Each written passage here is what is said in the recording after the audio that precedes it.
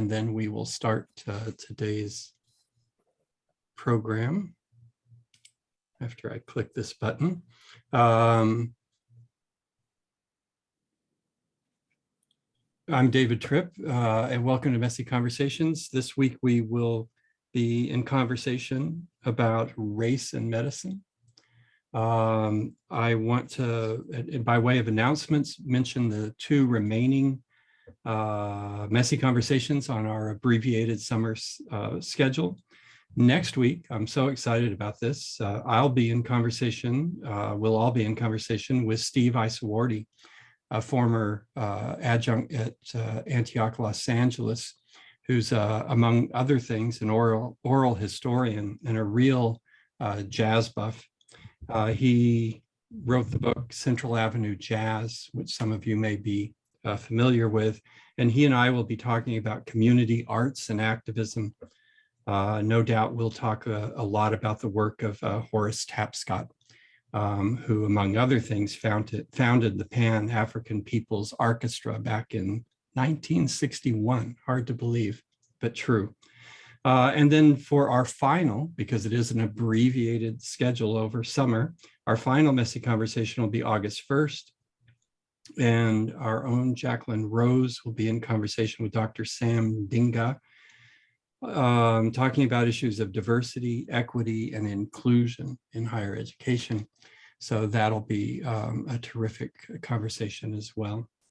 And then just quickly, because I am doing the introductions, I just have to acknowledge it's good to see Kirsten back with us. And with that, I'm going to get out of the way. We'll be talking about race and medicine.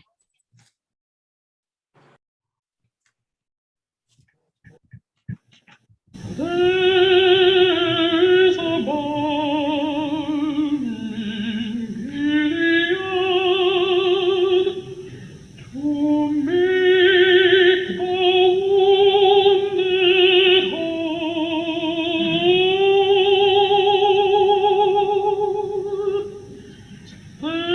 There is a balm in Gilead to heal the sick soul.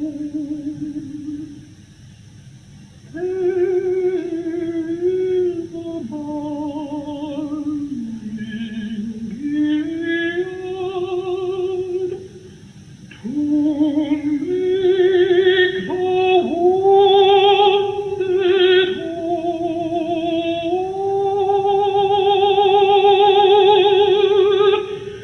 There is a balm in Gilead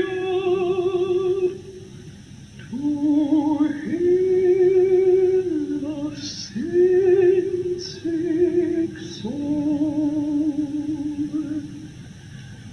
Sometimes I feel discouraged and think my work's in vain.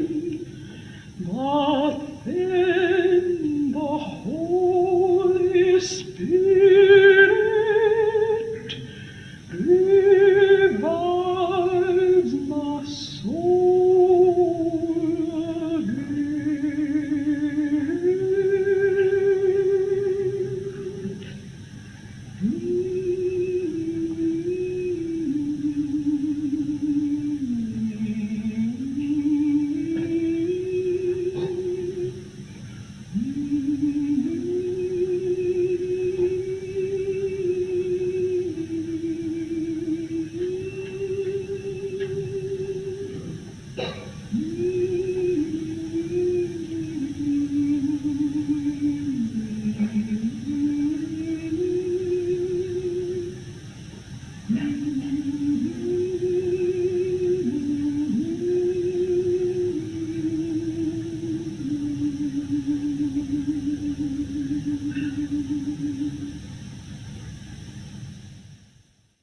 This balm in Gilead, will it bring peace to the Black bodies planted in the Atlantic Ocean crossing the Middle Passage?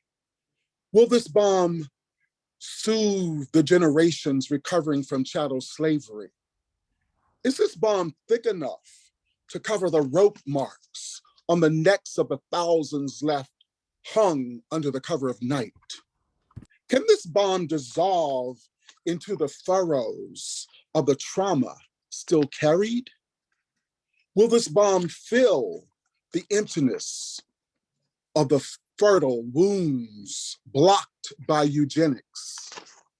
Like grandmother's red plaster, will it shield the body from disease, racism, and discrimination? Is this bomb thick enough to absorb the rivers of blood running into the streets from the murdered ones? Can this bomb bring healing to Black bodies used for extreme medical experimentation? Is there such a bomb to heal the aching souls? Is there? I'm Clarence R. Williams.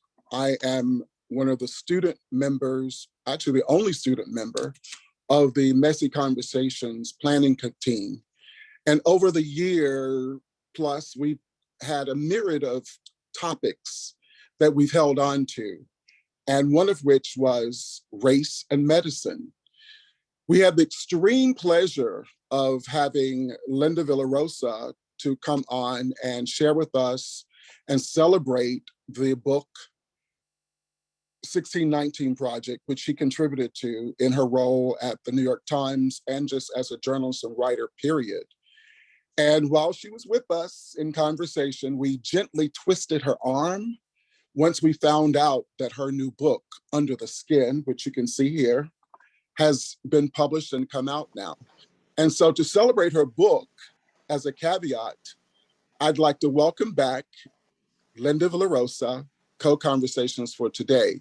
Now I could go on with her bio and all of that, but you guys already know she's a New York Times journalist, former editor of the Essence magazine, and she's going to share some new news with us today about her professorship in New York. But I would just simply like to say also that if you go into our LibGuide to read about Linda or any of the other Messy Conversations, when I went in and hit Linda's name, 226 items came up. So Linda, you've been a very, very busy lady. Well, thank you. So glad to be in conversation with you, Clarence, my friend, and such a wonderful poem, and nice to hear Jesse Norman music. I think that a lot of times when we're busy thinking about activism, thinking about social change, we forget about the importance of art, music, poetry, and that. So, and also thank you for your interest, and I'm glad to be back.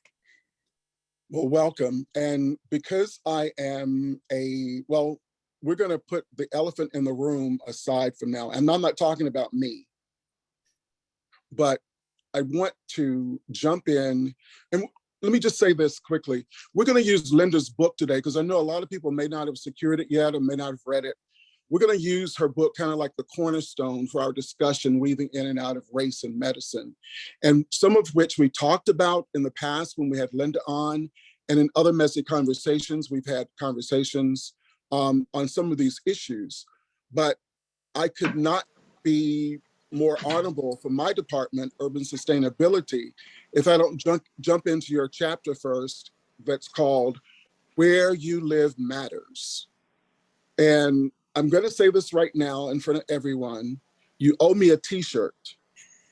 I have not cried so much reading a book in so long. I felt like someone tied me down and made me watch the film Imitation of Life 5 times without getting up. I sobbed so much through this book. And I see why the critics are saying this is a book that everyone should have, simply because it is one of the best nonfiction narratives I've ever read. And I applaud you. So let's start talking about stuff that interests my department first and foremost. Is it matters where you live. And I love the fact that you kind of entered the book giving your origin story with your grandparents and your parents, that's kind of when I first started my big crocodile tears, because it was so relevant to my own life and lived experience, knowing what my grandparents and my relatives went through in their great migration when they left the South, those that did, and went up the Eastern Seaboard, as in yours went Midwest to Chicago, and all that they endured there. And so I want to start out simply first by talking about where we live as Black people, and looking at, historically from those, early 50s or 40s, when people were really deep into the migration, maybe post, depression, when people found themselves in Chicago. In the case of my family, found themselves in the Washington, D.C., Maryland, Virginia area, which I think is still the South, but don't tell them that. And then those of which who stayed in rural areas, like the masses of my other relatives. But when you look at where people live, what I've seen, and I'm a devotee with PBS. I've seen so many different documentaries, like on Mississippi and Alabama, which you bring about in the book as well. You look at where Black people live in urban areas and in rural areas. They're always the places where there is the most environmental assaults, the most environmental injustice. And because of that, they don't necessarily always have good water to drink. They don't always have, good soil to grow their little gardens in, or to have the kids play outside in. It's become a real problem. And I love the way you have been able to document so many of the turnaround results because of this. But where we live also, introduced to the world the determinants of health, the social determinants of health. It came about by examining where people live. So can you just share with people a little bit of the kind of issues that you bring up in the book surrounding this?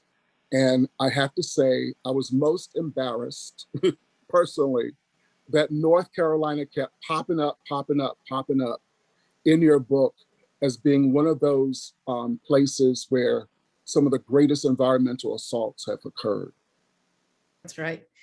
And I think what struck me is a lot of times when we talk about communities, especially Black communities, and that are disadvantaged, we blame the people. And I can even hear, I teach in Harlem most of the time, and I can hear my students saying, oh, our community is so terrible. The people don't care about it, their own community.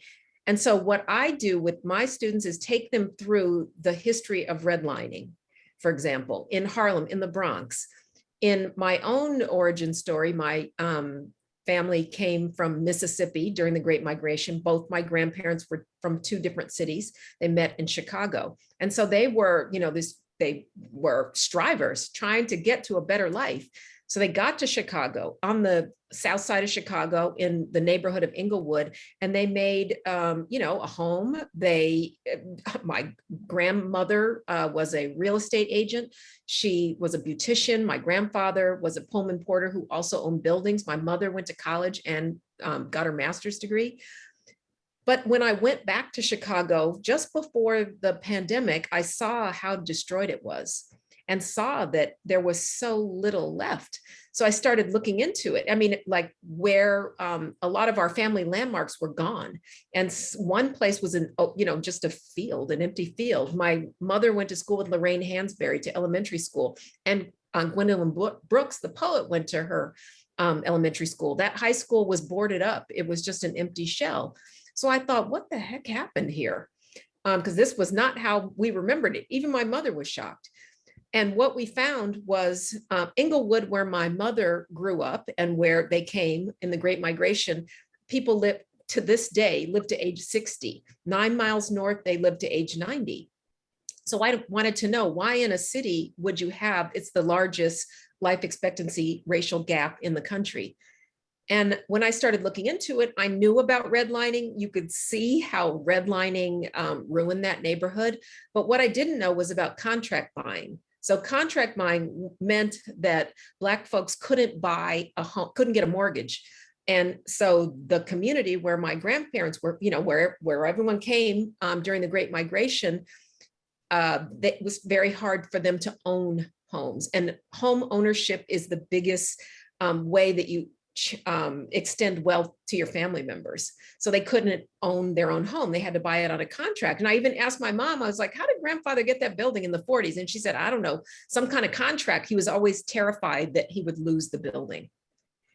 And then when I was interviewing, even the experts, these were doctors, they were less interested in like sort of clinics and hospitals and more interested in the wealth that got sapped away that led to the destruction of the neighborhood that made it less healthful.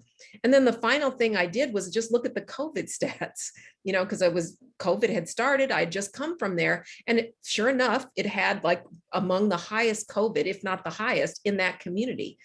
And part of it was because it took a long time, you know, people had to work. There weren't medical facilities, and then the testing didn't come right away. And certainly the vaccine didn't come early.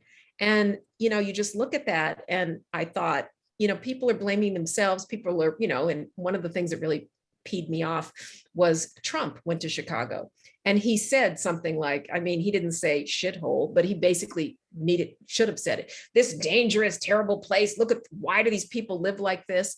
And I just thought, oh my God, look at the history of this place and see what happened. And so, you know, that kind of thing, in that, I wrote about North Carolina in that chapter, but what really sort of spurred me to write about the social determinants of health and place and why it matters is because of my family history. Even when I went back, there was across the street from where I grew up before we moved, there was some kind of landfill.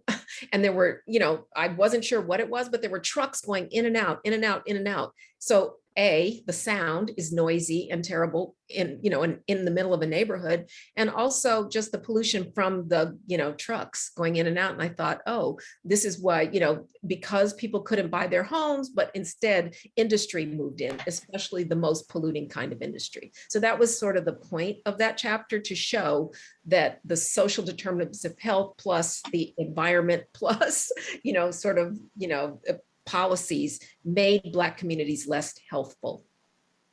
You know, for me, I really didn't learn about the contract until I did research around reparations. And thank God we have some very innovative professors here at Antioch.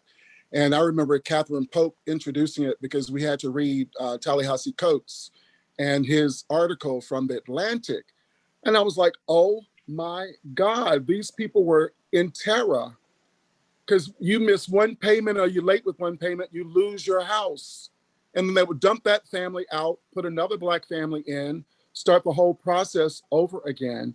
And even after 1960s, when Johnson passed the, you know, the Housing Act, those people that were so egregious and did all that harm to those people still were not charged.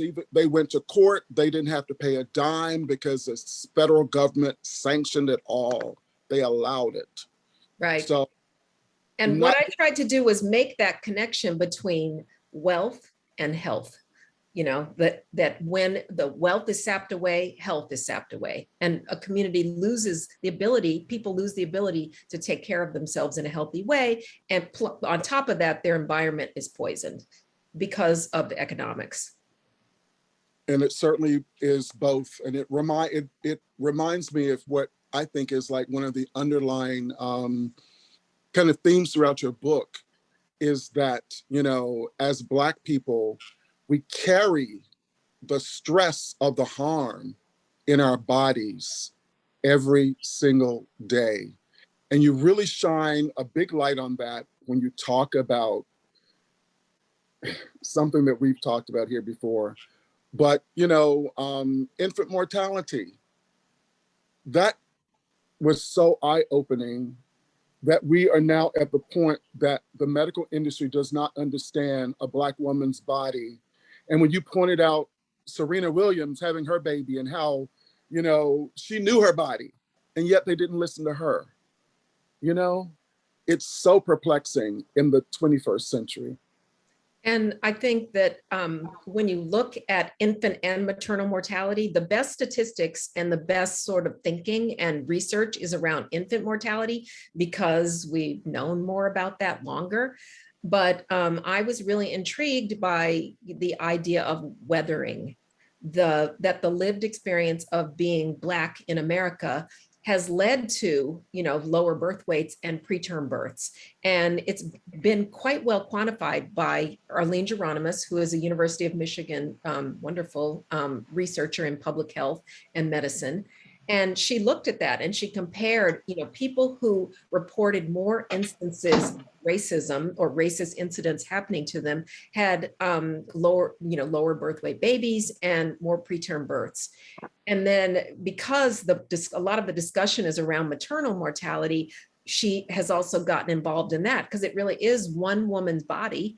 It's like whether it's her baby that is harmed or whether it's her that is harmed, it's still that one body. And I was very, very intrigued by the, weathering. And the interesting thing about weathering is it's not particular to Black people. It's just anyone who is harmed in that way, is damaged by discrimination. It can take a toll and cause a kind of premature aging that causes a lot of problems. But we just know the most about Black people. We've been most well studied, beginning in 1619 when we were commodified and up until now. And as I was in one of the chapters of the book, I go to West Virginia because I'm thinking, well, weathering, it's not particular to Black people. There's nothing genetic that would make us, it's just our experience of discrimination is longer term and more well studied. When I went to West Virginia, the first thing I noticed was that people seemed older than they looked. People were older than, they looked older than they were. And these were white, this is the white, 94% of the West Virginians are white. And when I went there and I thought about it, it's like, well, if you, if opioid pills get flooded into the state, and then opioid pills are drawn back because pharmaceutical companies got in trouble, and then people get addicted to heroin, and then they're addicts and they lose their homes and they lose, they lose everything. And it was interesting seeing white folks just look so old. And I thought, this is what weathering looks like. If you're treated badly, no matter who you are, you experience a kind of premature aging. And there was one guy, I was looking at him and I thought, oh my God, this guy must be 70 something. And he was maybe not even 50. And I just thought, this is what happens to people who are treated badly, no matter who you are. It's just that Dr. Geronimus studied Black people, but weathering makes sense. And it's just the same way a storm weathers a house. It knocks the shingles off, it chips the paint, it breaks the windows. But I like the flip side of weathering is that, communities weather the storm because we have kinship, we have love, we have neighbors, and we have family. And I like the idea of weathering. And believe me, when Dr. Geronimus was sort of not listened to in the past, but now she is. So she's having a book herself, probably out next year. So I'll put her on your radar because it would be great to have her come and explain more in depth about that idea. That would be great because, as we talked about the weathering issue from your article in 1619. And that was one of the instances in your print book that I thought she must have gone undercover. But I don't know if anyone told Senator, Manchin that his state is having all these issues. I don't think he knows that. But if anyone is listening, if you can tell him, maybe it might help some people. I don't know.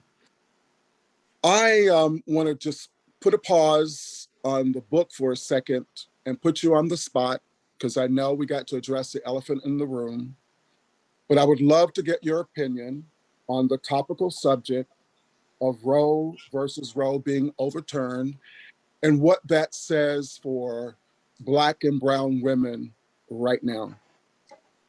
Well, I think I again think of Mississippi. The Dobbs decision happened in Mississippi. Mississippi is the poorest state. It didn't already have really any kind of reproductive justice at all in the first place.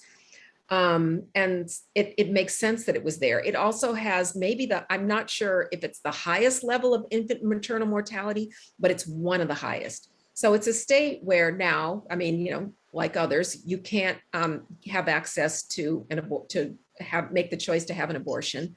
There was already high levels of Black women in general, but Black women especially, dying because of pregnancy and childbirth.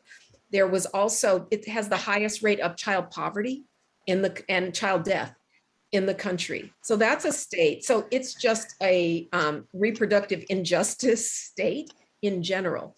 And what I think of where Mississippi goes the nation. So the flip side of this terrible situation that's happening is the Black-led reproductive justice movement. So Black women started the reproductive justice movement, I think in the 90s, and have been saying reproductive rights are not just about abortion.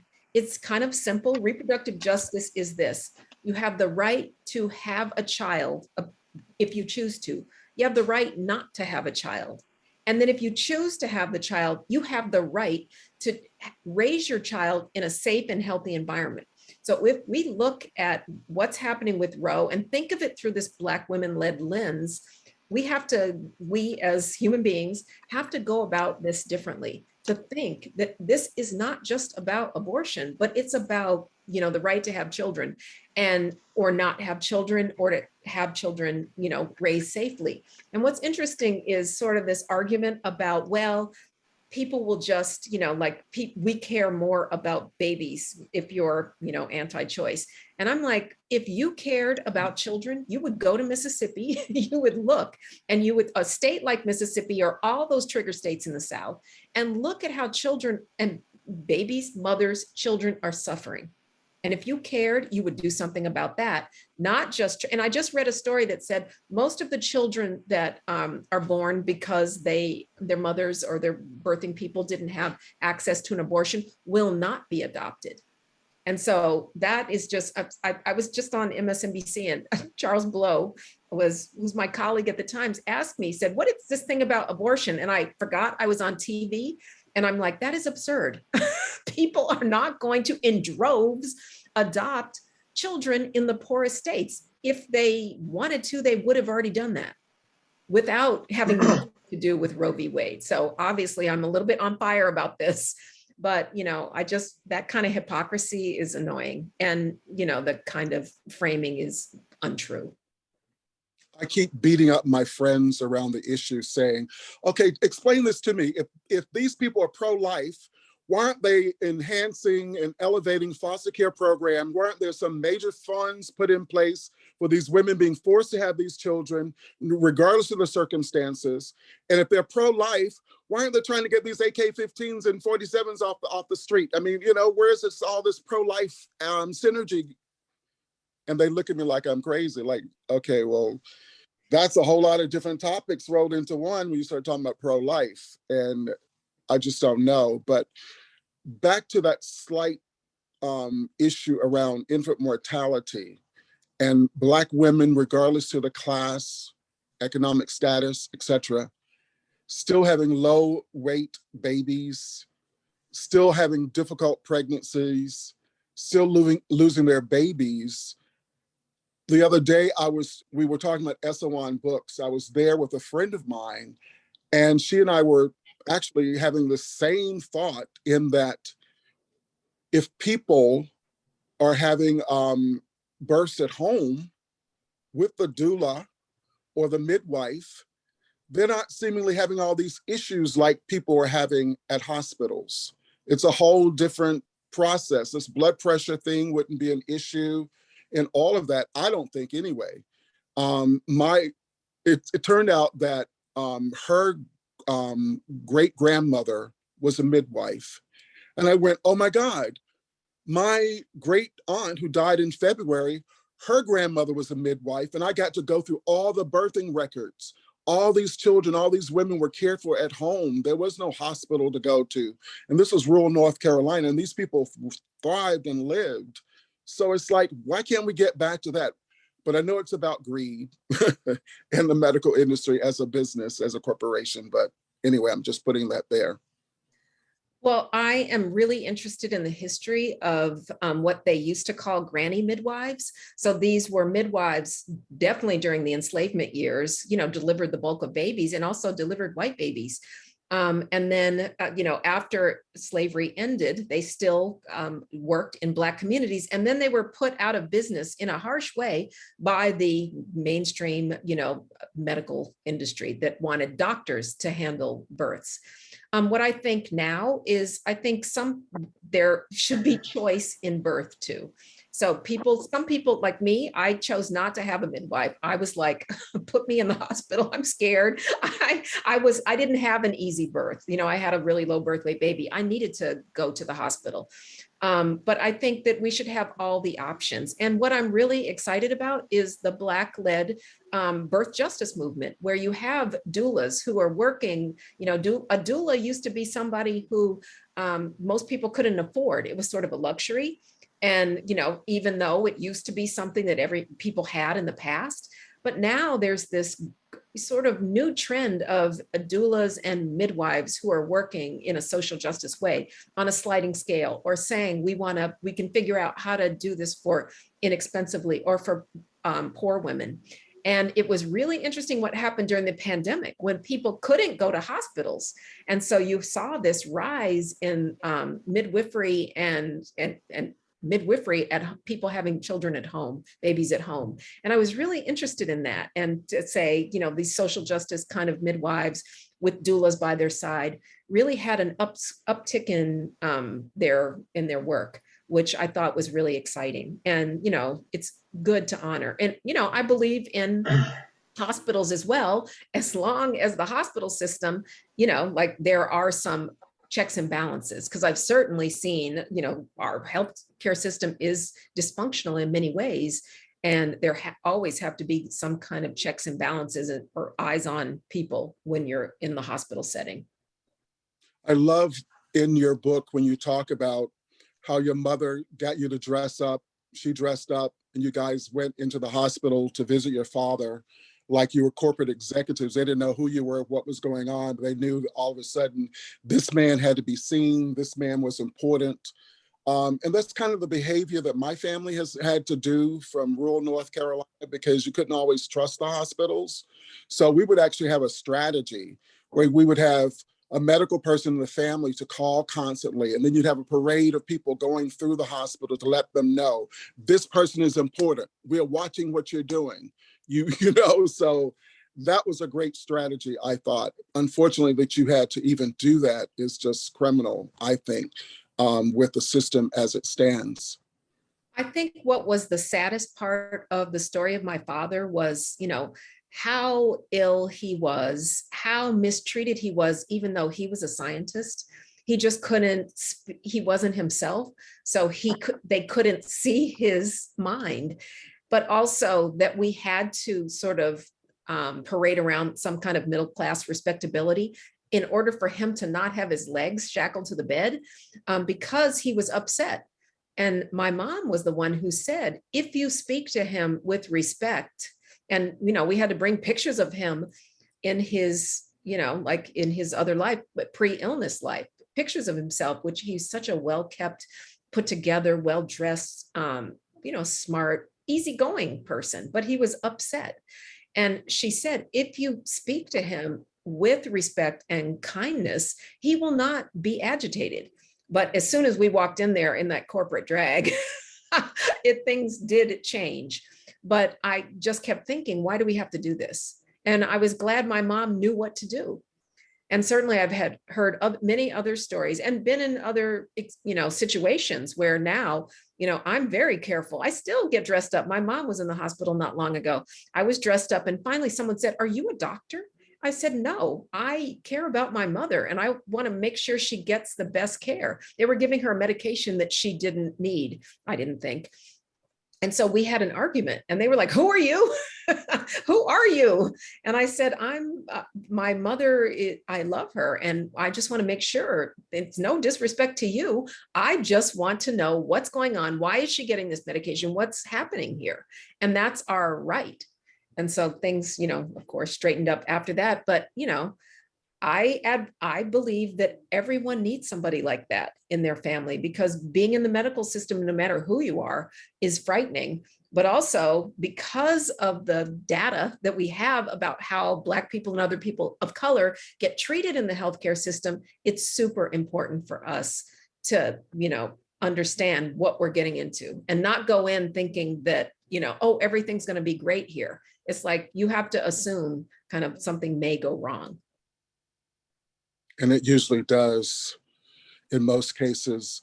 We're coming to the moment where we're going to open it up for questions, but I want to ask you, in writing this book and going through COVID-19 and the things you've observed, and then your 30 plus years of reporting on HIV/AIDS, comparatively to the two pandemics, what are some of the things that are more glaring that you've learned through the experience of both at this moment?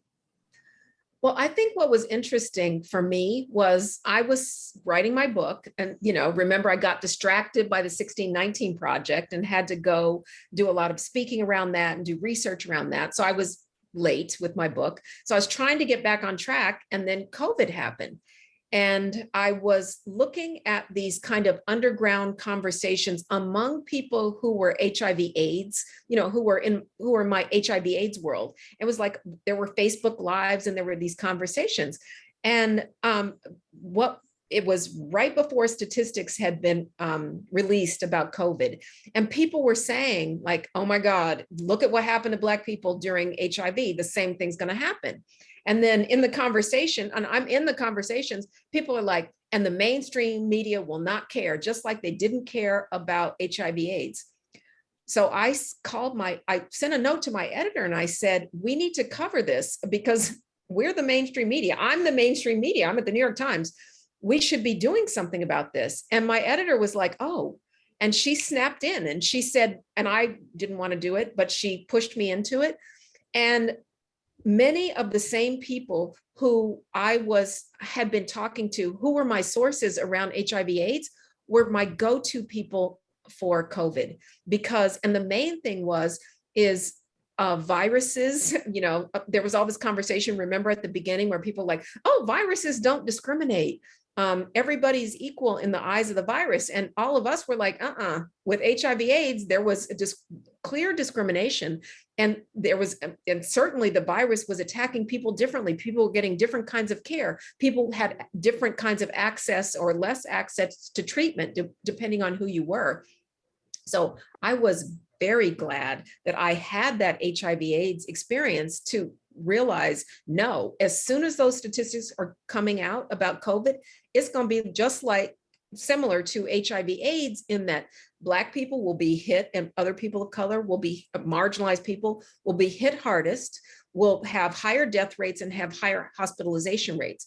And I remember the stats came out in the first week of April. And unfortunately, it was at some terrible, crazy Trump, poor Dr. Fauci press conference. And as soon as those stats came out, people were just like, we're not surprised. But I was fortunate because I was writing about it. I had done my research, I had done my reporting. So when the stats came out, it was confirmation that what we knew from HIV/AIDS made sense. And it was, it's important, but also people that were in that underground conversation were like, how should we deal with these stats? Because as soon as the stats come out, people will think, oh, it's a Black disease. And so now they'll care less. And that is what happened. There were, all of a sudden, why should we be shut down around COVID? Why should we, be prevented from working when this is a disease that affects them, not us? And that happened. And I was like, oh my God, this is so crazy. I'm so glad I had that experience of writing about HIV/AIDS. Well, I have to say, as a student, I learned so much from the book that were more affirmations. And one of the things that one of my colleagues always says in the health industry, she says, Black people at the pinnacle of misery. So if they get a cold, it's like worse. Everything Pneumonia. is worse. Yeah, pneumonia, or worse. They But say the if America gets a cold, Black America gets pneumonia. There you go. The other thing is, as a student, I really appreciate your colleague who said to you, when you question her about all of the citations she had done, the 197 different citations to argue her theses. I had a professor tell me some months ago, I got a little miff because I was stating my lived experience. And she said, well, you've got to have some cited, sources for that. I'm like, well, this is 35 years of living that I've experienced that. And then all of a sudden I understood, like your friend said to you, no one is going to believe you if you can't cite other arguments that support that. So it doesn't matter. Even when you finish this book, there are going to be haters that come after you to say, oh, why did she say this or that? And so, but you have the citations in the book, and people can go and delve into it for themselves and shut their mouths, but understand it is truth. Well, you know what I found interesting is I got reviews in the New York Times book review. It was on the cover of the New York Times book review. My poor agent fainted with shock and joy. And then also it got a really good review in the Washington Post book review section. But what was fascinating to me is that both of the reviewers, a Black woman for the New York Times Magazine and a Black man from the Washington Post, included their own lived experience in sort of a maternal morbidity, which is the near death of someone because of birth. And the New York Times reviewer, it's heartbreaking, but she was, the book is like, oh yeah, this is the book. It's really good. This is the part I like, blah, blah. And then she went into her own story where she read my 2018 article on maternal and infant mortality. She tried to do everything right because she knew the kind of peril a Black birthing person can have. And then she ended up having a experience that was terrible. And she wrote about it in a book review, which I thought was unusual. And then the Washington Post reviewer was a man who his wife had a miscarriage at, I think, 20 weeks, which is very late and very painful and scary. And his wife was bleeding out and they were treated really badly by the EMS. And he, in the middle of this book review, he wrote about this painful, my heart broke for them. And what I learned from that, or what I kind of was confirmed, that certainly all the evidence, in the world is, I am very cautious and careful and meticulous about evidence, but also people's lived experience, reporting on what happens to you is also a form of evidence, especially as it keeps piling up. You can't look away from people's experiences in the healthcare system and in, just being a person in America. But I was struck by these two people who were the book reviewers who ended up having these near tragedies. Well, I know we can't talk about everything that's in the book, but one of the things I want to quickly say before we open it up is eugenics. I did not know that North Carolina, my home state, was one of the most egregious states around eugenics. And then, I was an adult. I went to see a play off Broadway, and it was on that subject. I was like, why are they putting this in North Carolina? And then I realized it was real, it was true. And then I had to think back to my childhood, and my mother was a leader in the community. And I remember her talking about, there was a family where the husband had died, the mother already had 4 children, and they went to social service and they wanted to sterilize her before they would continue giving her benefits. So I'm so glad that you put that information in the book so people could see how often that happened to Black, brown, indigenous people, poor people, where they were just basically forced into sterilization in order to just live. But what I like about North Carolina, Virginia, and California, where they were the 3 states that so far, yes, 3 states so far giving reparations, a form of reparations to people who were sterilized against their will or without consent. So that's like good news. Exactly. So restitution coming. Okay, so now we can open it up for questions. Yeah, I was going to jump in.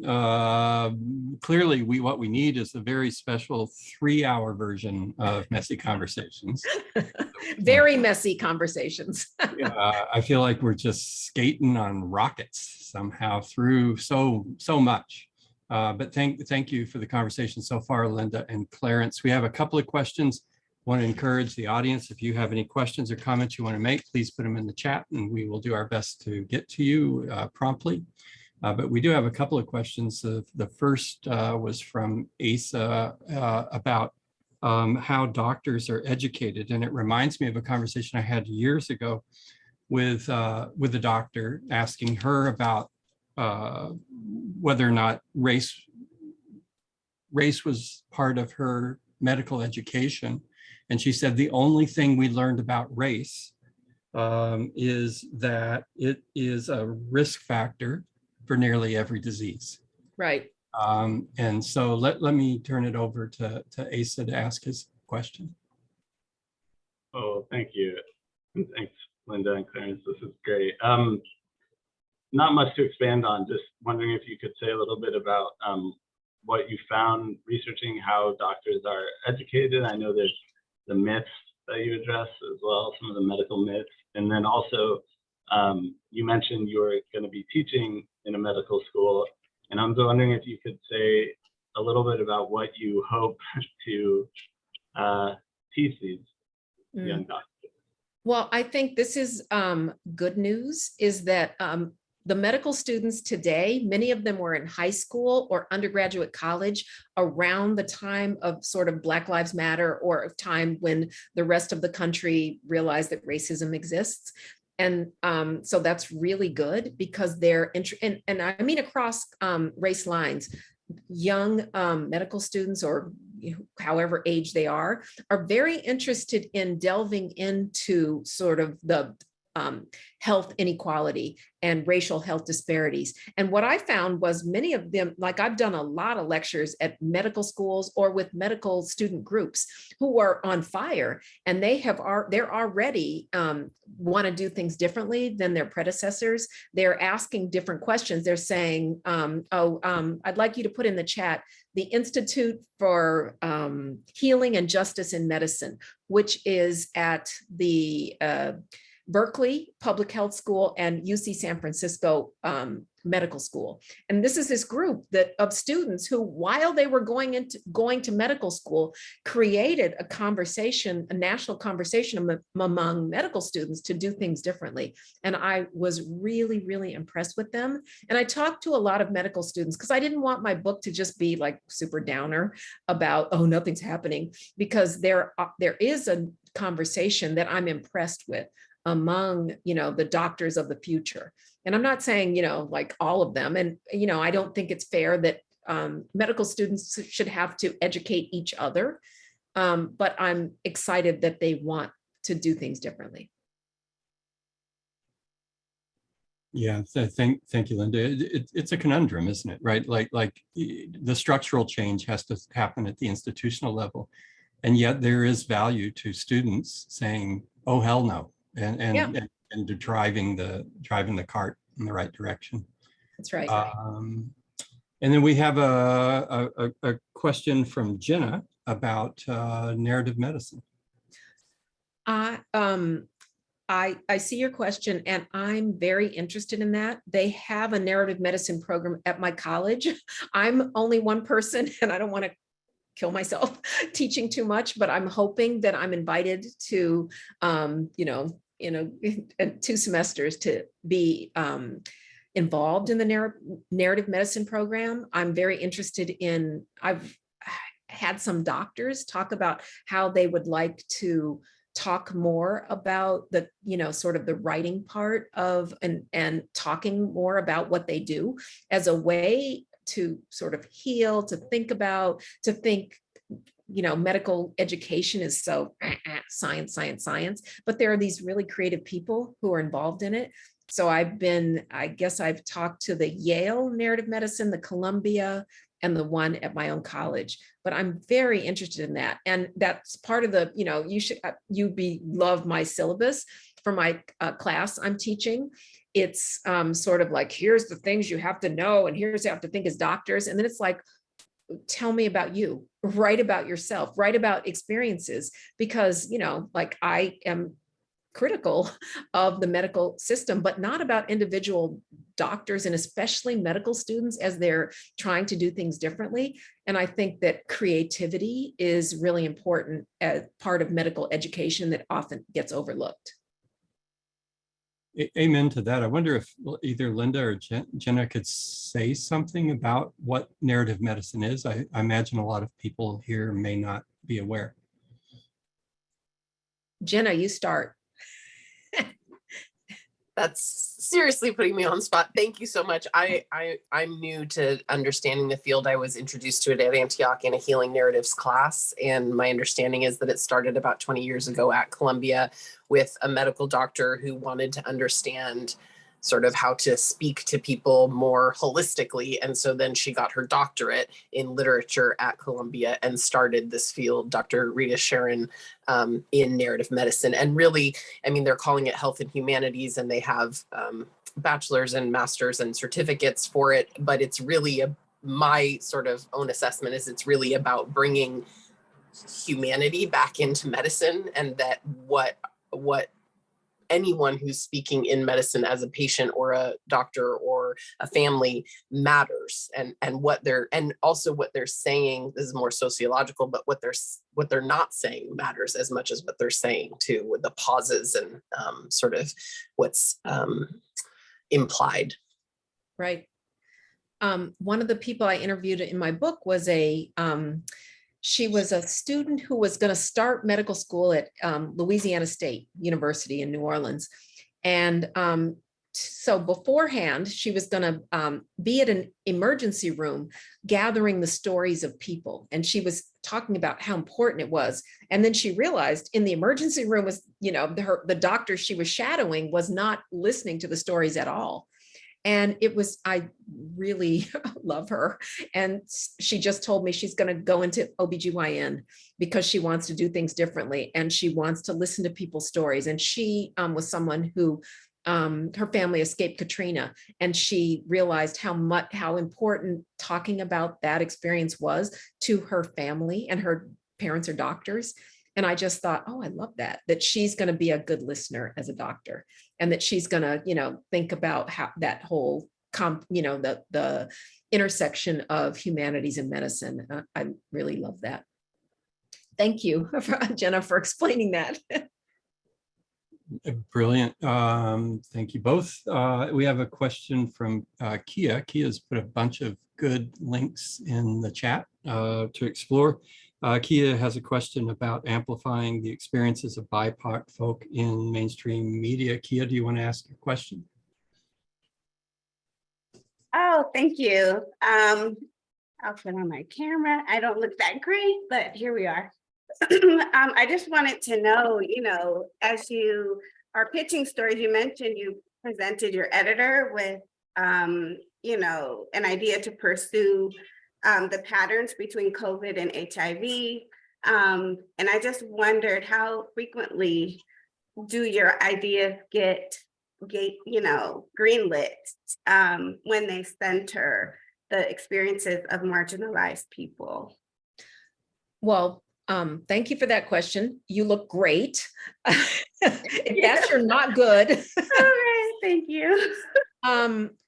I think in the past, it was much harder where I remember this situation. It was about HIV/AIDS.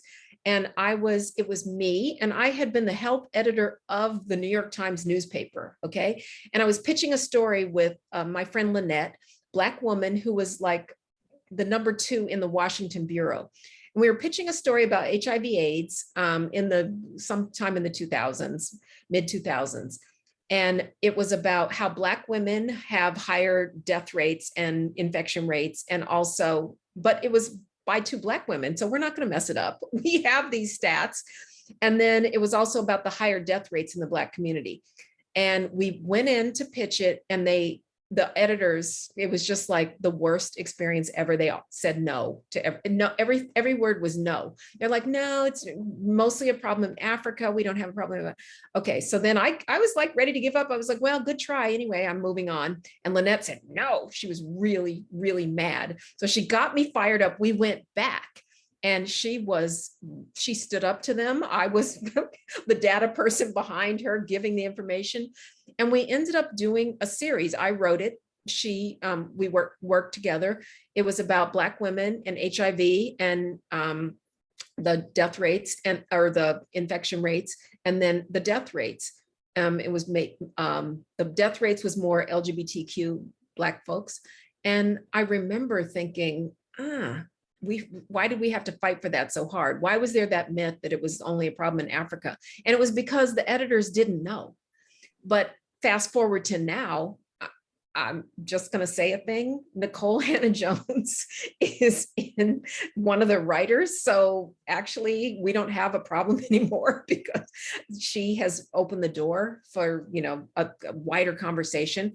My own editor is very open-minded. It's interesting. She's very into Black stuff. If I pitch something that's not Black, she's a little more questioning of it. So I'm just trying to think, what will I do in the future with my, with my own writing? Do I want, what is my future in this, or what am I going to do next?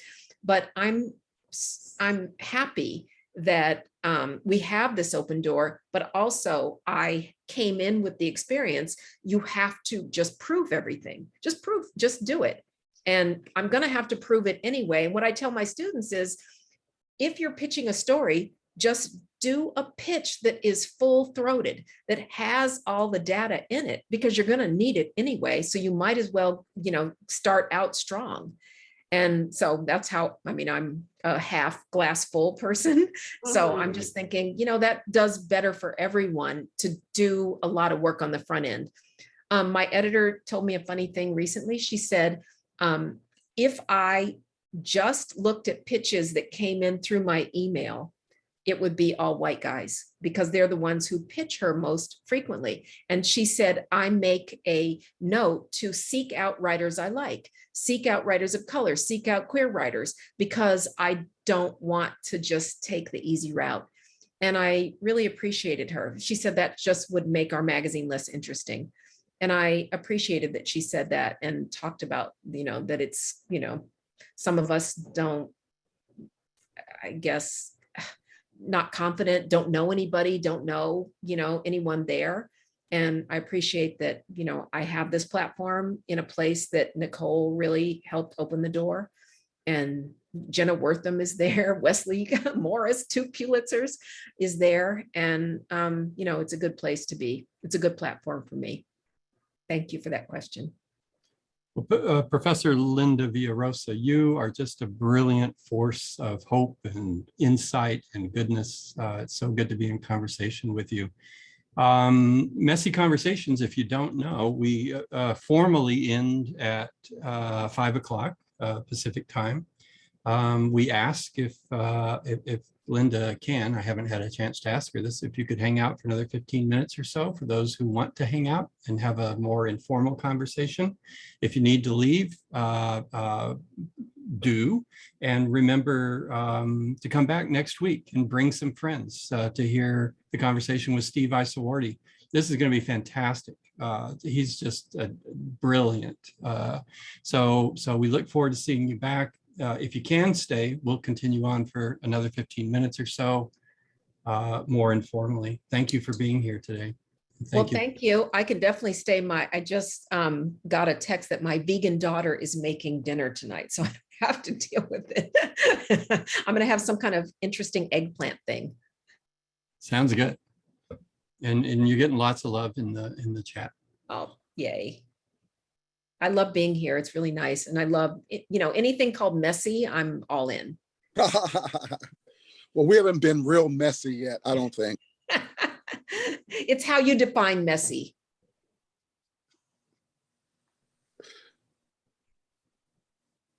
So if anybody has comments or questions, I'm just going to say to everyone on, please get Linda's book. It's a great read. It's a page turner. And more than anything, it's written in such a narrative way, it will draw you in. It's so relatable. And it's not just hardcore information about race or medicine, but about real humanity. So I just say, give it as gifts, It's just so important. And Linda, I can't wait for part 2. Okay. You know, what's interesting is I was giving a talk, and my daughter, somebody asked me, who's the audience for the book? And I was sort of leaning more into the medical community. And what my daughter was saying was that, no, you should actually say that it's a book for everyone, because their experiences will be validated through the stories of the people. And I thought, oh, I raised that kid. Yeah. And I thought that was a really smart thing. And it sort of, when you think, like I was thinking of those 2 reviewers who were telling their personal stories in the review. And, part of that is confirming that what happened to me was not my fault, I'm not crazy. These things do happen. And I think that's an important, gift that this book does. And I really, had to be told that, but appreciate it. I think the thing for me that you point out so much throughout the book is how Black people are just not heard. It's like you're even invisible when you're in an emergency room, or when you're in a hospital, or when you're in a doctor's office. And I love that you quoted my family friend, Benny Thompson, who's now chairing the hearings. Yes. From Mississippi, when he said, when he was a kid, going to the doctor, they never touched you. And that's what I've shared that in Messy Conversation. When I was growing up, all the Black people sat on one side of the doctor's office, white people sat on the other side. When you got in the examining room, the doctor never touched you. He just started writing prescriptions, never touched you. So a lot of Black people died because of that, or were misdiagnosed. That's right. I'm super interested to see the medical students that I'm going to teach. They're mostly folks of color, but also we shouldn't assume that they know this stuff, because I noticed that my students at City College didn't know some of the, I had to give them a kind of a lens to talk about being a person of color in America, or sort of marginalized in America, because they didn't learn it in school, and they didn't necessarily learn it from their parents. And so I'm excited for these medical students to sort of get this education. And I also, the link that I was talking about, the Institute of Justice in Healing and Justice in Medicine, those kids said that there was a professor at Berkeley who they learned from. And they took a class in sort of race and being in America. And that's how they got their eyes opened. And I hope to be that person for some of these medical students. As you will be.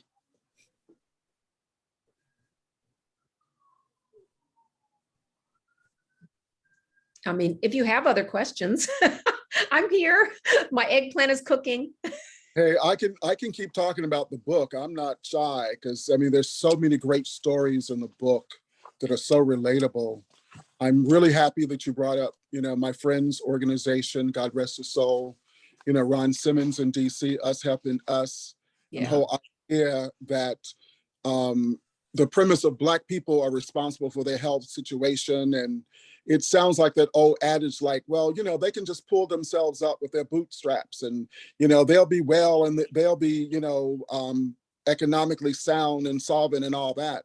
But then it goes back to, what if they don't have any boots, much less than, so how are they going to pull themselves up? And you want these people to regulate their medicine, their health, and they don't have healthy food, they don't have a good place to live, they're being constantly persecuted on their jobs.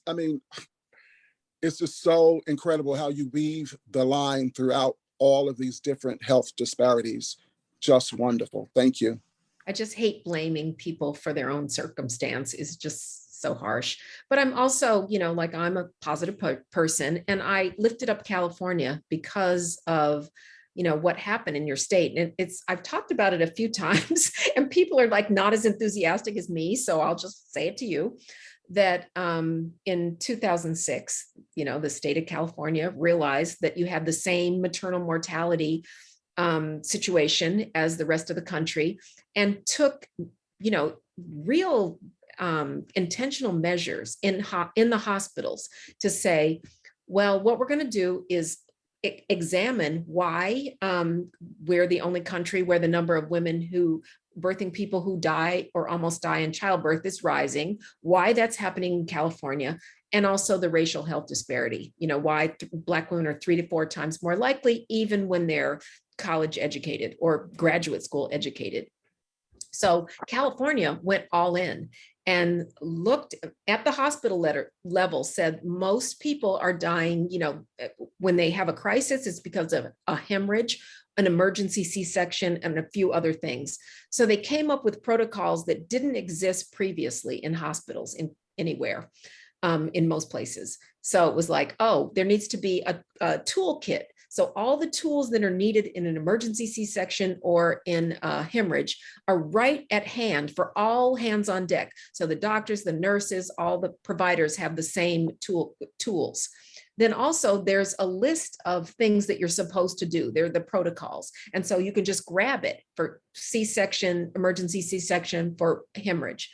So then in the state of California, between 2006 and 2013, the number of women who died or almost died in childbirth dropped 55%. It was the biggest, positive thing that happened. It was amazing. But what didn't change was the racial disparity. So Black women were still 3 to 4 times more likely to die or almost die. And most of the benefits went to white women and to some extent Latinx women. So what California did was say, okay, we can't doctor our way out of this situation. What we need to do is have build in anti-racism, anti-implicit bias training into anyone who works with a pregnant birthing person. And that happened a few years ago. And then your state said anybody who does continuing medical education also has to do some kind of anti-racist, anti-implicit bias training. However, it's really new, so it's unclear what the result has been. But, I want to lift up somebody that's doing something good. And I think that is good. We don't know if it has helped, but other states are also paying attention to what happens in California and are following suit. So I think, it's something to say about what's happening there and something to, look at more closely. And maybe applaud, a little bit of applause. Yeah, thank you for shouting out, Holly Mitchell, who was our senator. Yes, Holly Mitchell. Yes, thank you. I see that Fox got a question in the chat and then she's backing off of it, but I'm going to call on you anyway. You want to bring your question into the conversation? Sure. So it may be a little off the wall, but my question was, how do you define medicine and what is medicine as you see it? Oh, that's so interesting because, how I used to think about medicine as medicine, mainstream medicine, healthcare. And now, there's so many ways to think about medicine. I think food is medicine, love is medicine, community is medicine, like that is all medicine. And in thinking about this for so long, I think about the good you can do in communities and in people and in taking care of one another. And what, it's called is kinship. And I love the word kinship and what you can do with that. And also if you, I think some people mistakenly think that I don't think self-help and self-health is important. I think that's super important. Taking care of yourself, taking care of your loved ones, eating right, exercising. I play soccer. I'm like the second oldest in my soccer league and I love it. I see sports as medicine. I scored 2 hat tricks. I'm the high scorer in the league. Everyone's mad at me because it's like, why is she the high scorer? But I'm the most determined and competitive. Anyway, but that to me is a form of medicine. Our group gets together after the games and I just feel so happy to go out with them. We go out for brunch and then we keep talking about the game on email. And I think that is, people often ask me about my own, I write about a lot of sad things and they mistakenly think I'm a sad person. I am not sad. I just am really obsessed with this and I want to see change and I really think it can happen. And I kind of love that and feel grateful to be doing this kind of work. but medicine is all kind of things. And it includes mainstream medicine, but it's way beyond that. Thank you so much. Thank you for asking that. It's not at all off the wall.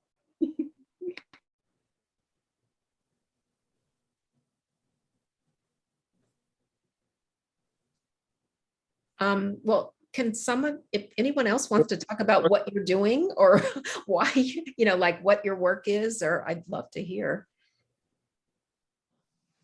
Well, I don't know if Valika Jones is still on. I saw her earlier from Healthy African American Families. I thought she'd be blowing us up with questions with all the work they've done around infant mortality, et cetera, et cetera. And they've been in the game for a very, very long time. So maybe she's shy today. I don't She's know. here. I see her. I see you. I'm here. I was listening in today. I was very intrigued by the work that you've done. I was looking you up and I was listening to the conversation. I'm very excited. I'm definitely going to order my book today. But thank you for your conversation today. And yes, we've been doing a lot of work around infant mortality and low birth rate, addressing health equity and birth outcomes for African American women since 1992 and on. And so it's interesting. And I was going back to what Kia, and I work with Kia Jeffers too as well on mental health issues of African American women. But one of the things that I was really interested in when you were talking, and just this whole voice around health equity and in the media as well, is like when you said that pushing the door down, opening the door and the light being on for, whether or not they're open to it or not, it seems to be very challenging even to this day. Even if it's open when it's comfortable for everyone, but when it's still not comfortable, it's still very challenging. And so for me, I mean, we're still dealing with infant mortality. There's still 2 to 3 more likely birth outcomes, negative birth outcomes, 20 years later, 25 years later, that we're still working on the same issue. So we're still working on the same issue. There's still some major challenges within the infrastructure of birth outcomes for African American women. And so we know built environment. We did an asset mapping in our LA County, well, South LA, to look at does where you live matter. We all know that it doesn't. I'm from Boston originally, live in Los Angeles, and we know that where you live matters. In green grass and built environments, ocean clean stuff, it matters. But within our communities, we don't have the access to green food, healthy foods. I'm sorry, my dog is under my desk. Stop, George, come here. I'm sorry. So one of the things that I would like to ask is that, so if you, and I know you said you don't want to really a negative connotation, but when we always try to set the tone for resiliency-based, the strength-based approach in everything that we do. So with that and being in mind and what you've done, what would you say to lay in terms of this voice of connecting to media and connecting to our, we think about policies, because everything has to change, not just from the micro level to the macro level, in terms of how do we change that ecosystem in terms of voice and being able to the writing of it, or to catch, you said your editor and New York Times was open to it. But for a lot of areas, it's not open. It's very limited. And so if you were to say you had to break down those doors or walk through those doors, what would you advise us to do in that area? So this is super specific, but I think it'll be helpful. So right now, what I've noticed is there's all these health reporting fellowships.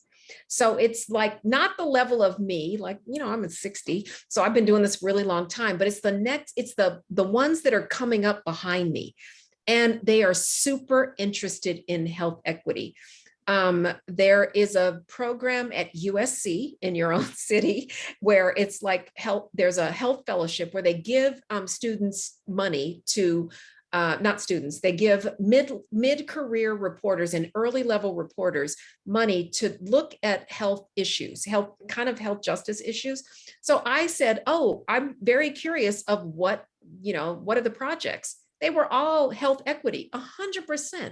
It was super interesting. And I'm like, oh my God, they're like, for me, when I was first starting out, and even a few years ago, I was like the only one. There were like a few of us who were doing this. Now there's a whole new next generation, and there's health fellowships all over the country where younger folks are getting funding to do projects. So I will send this information to Clarence, and I can name at least 3 or 4 of them.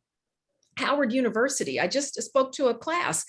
They were like undergrads, and they were doing such interesting projects around the DC area. But the one at USC, I think, is the one, because they also have people. They had people from the community coming in to tell the fellows about the issues. Oh, And great. yeah, so I'm- something like your organization to come in to talk about infant mortality among Black and women in California would be super interesting to me. We did it with almost every health disparity you could imagine. Mental health has been one of our long-standing ones.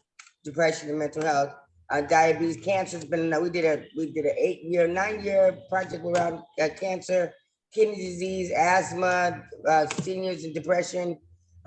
Vets and depression. So we've done a lot of different things, environmental toxins, but preterm delivery was one of our, and maternal child health, where's the father, maternal health. So we've done a big thing, but our goal is really building the platform between academia and community. This learning by highway. How do you bridge a bi-directional learning understanding between the universities and community to make sure that everyone's learning? You say we have PhDs of the sidewalk, and we have PhDs of academic institutions, but how do we bridge the two and make sure that we're learning together and no one feels top down or bottom up, right? But really equal on this process. And so that's what we do. We call it bidirectional learning. It's community partnered participatory research, and that's what we do in our community. Exactly. We were just talking about participatory research. I think the other thing is, I think you seem to have gotten this, understand this, but I once did some workshops around talking to reporters. Because a lot of us are like, we're not as patient. And how do you tell the story of your organization or your work to a journalist? Because a lot of times you're like, oh my God, I just want to tell the story. You're going to do this because you think we're so wonderful. But reporters are thinking, actually, what I want to know is what's in it for me.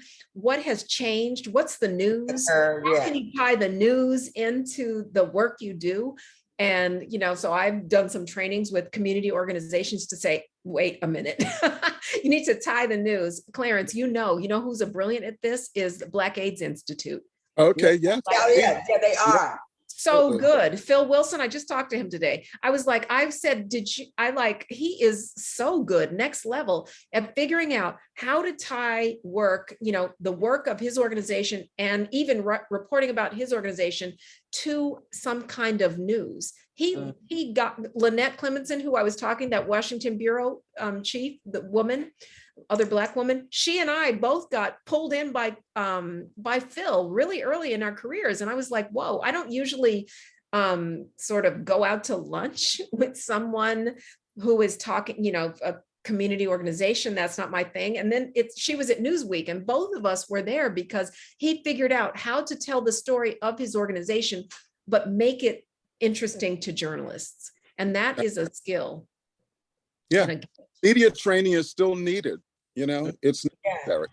Even though everyone is calling themselves a journalist now because they have a telephone and they can do social media. But really, I think that's an excellent skill. And that's something that I would love to bring. So one of the things that we do is we do these conferences, Building Bridges to Optimum Health conference series.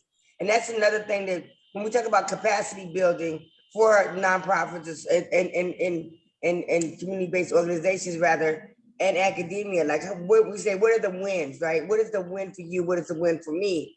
And so for community-based, for these projects, we do a lot of what we call reporting back, and we give them this little integrals of where we are and not waiting till the end of the research project, but really making sure that we're feeding back information on an ongoing basis to not just the funder, but to the community, to the academic, to all of us. And we do it by way of the conference series. And we always bring on a person like that can teach us in a moment's time, like in a workshop, and what that means what that media voice means. What does it mean to have that win for the media, and what it would mean for you as the nonprofit? And we're, as nonprofits, are emotional, right? We're emotionally tied to our issues.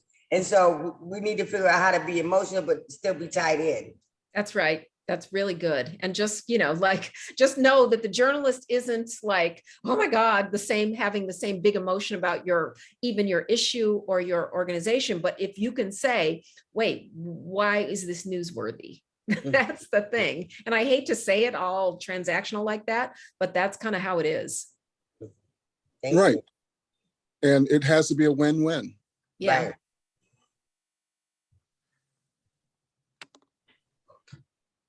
So this, we don't want to stretch you too far. Yes. What about my eggplant? I know, I was thinking about your eggplant. I wonder if with a little encouragement, we could talk Linda and Clarence into coming back every week and continue. Did you it's say so you were cutting a check, David? Sure. Oh, okay. And I do see in the chat, there's questions about what does Antioch have going on in terms of classes around these issues. And I have to say at the Los Angeles campus, not much.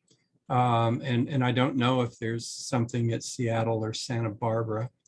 I see Sarah saying yes. I'm teaching grief and loss this quarter, and we read for last week we read Risha Wade's book about grief, and she's a doula, and she was working as a chaplain first and just saw the disparities and said, I can't do this, like this is not enough. I need to be actually working with people and helping to shape their health experience. And it's just a really powerful book. And I will definitely have students know about your book. And I'd love to have that be part of a class in our health counseling psychology program coming up here in the next few quarters. But I just appreciate you so much. And I really like all of the ways that you weaved in different strategies for addressing the racism and for really just boxing out that narrative of there's no racism here. We've changed now, and it's still so horrible and hard for so many people. So thank you for what you're doing.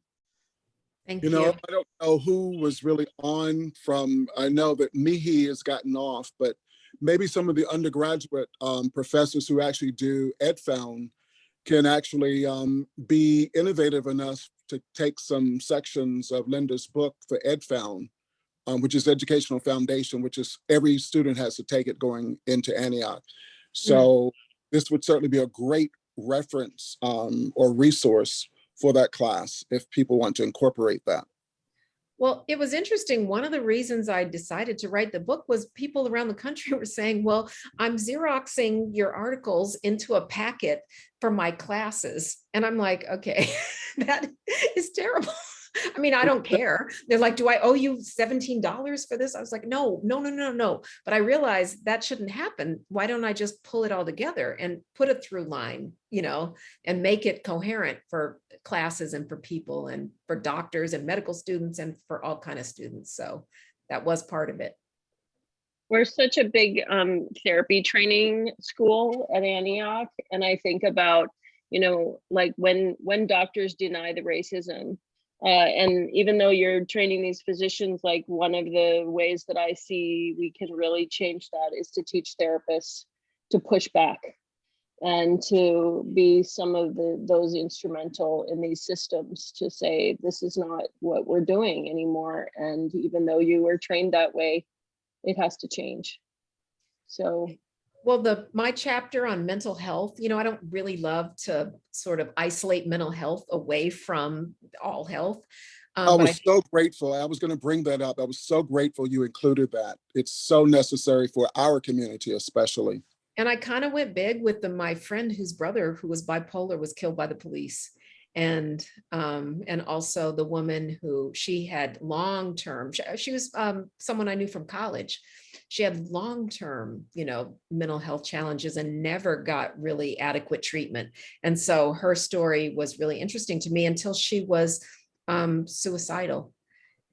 But she finally got help and she was talking about it. And I saw her talking about it through a college alumni, sort of event, and interviewed her. And sad story, but she's good now. and she's a Hollywood stylist. So so some of the people I used, I mean, I tried to use all kinds of class levels of people, but I was very interested in her because she had all privileges and still couldn't get help because of myths.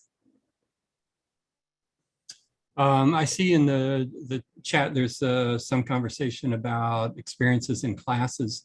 I'll just remind you, you should be talking about it, but what you should do more than that is put it in your course evaluations.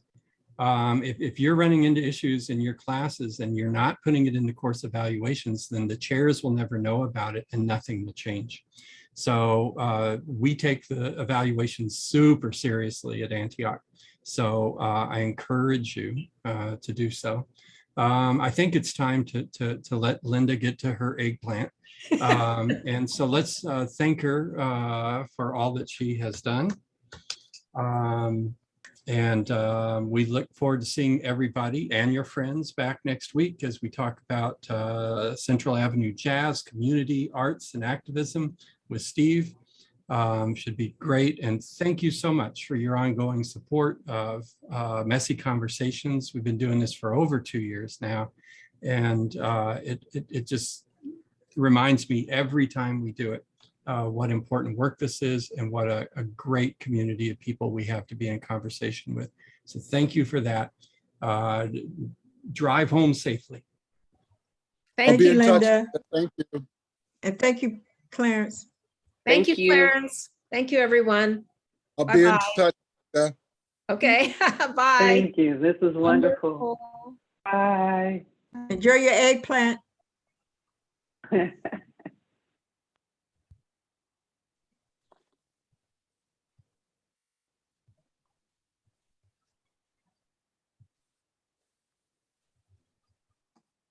Okay, great job, Clarence. Yes, So so engaging. So good. I love So that good. she has so many statistics that seems like there's just everything in her mind. Just oh, so and so, what's the number and everything. My goodness. It's 30 years of covering and writing about these disparities. When you read the book, you will just flip out. She covers everything imaginable, and we certainly could not cover it all today. And I love Mark's comments in the chat when he says, yes, we need to do a 3-hour messy conversation just to cover this. But maybe it shouldn't be a messy conversation. It should be maybe a forum sponsored by Messy Conversation to bring in some experts like Linda and like actual practitioners who are doing this work and trying to make a change would be wonderful. Do you think she may consider, is it too much to ask her to return maybe, I don't know, in fall or in winter even? It just depends on her schedule. I mean, she's open to it, and the book tour is hot. She's very open. She's my friend. I mean, I try not to use my friends, but she's been my friend for 30 plus years. We both were volunteers with the Black AIDS Institute. When she brought up Phil Wilson, Black AIDS Institute, we've both been, volunteering, or in my case, I was a consultant with them. And so, yes, absolutely. She cares, and she'd do it again. She'd come back again. Absolutely. That would be great. That would be great. And I think that's a very good suggestions about using the book as a reference book in the EdFound class. Thank you, Clarence. And I will recommend this to our faculty in Santa Barbara. And also I wrote to Fox and saying that please write me. I would like to meet with her and talk about the issue. Yeah, we have things like that happen. Yeah, that's that goes beyond a microaggression. I look forward to reading the book and at your suggestion, reading it with an eye towards whether or not there's anything I can incorporate into EdFound. If I were teaching EdFound, I'd be trying to figure out what can I not use in the book, because it touches everything. Yeah, well, EdFound has a very specific purpose. So anyway, but yes, I will gladly read it with an eye towards that. Thank you all for your good work. Summer's going pretty well. And we'll see you tomorrow at 4, I believe it is. Okay, for our next meeting. okay. All right. Okay. Thank you. Thank you. Have a Thank you. good night. Bye. Good night. Thinking about you and your family, Sarah. Thank you so Absolutely, much. Thank you. absolutely. I text you. Okay. I Please take appreciate care. all of you. Please Okay. take, See you tomorrow. bye-bye. Bye.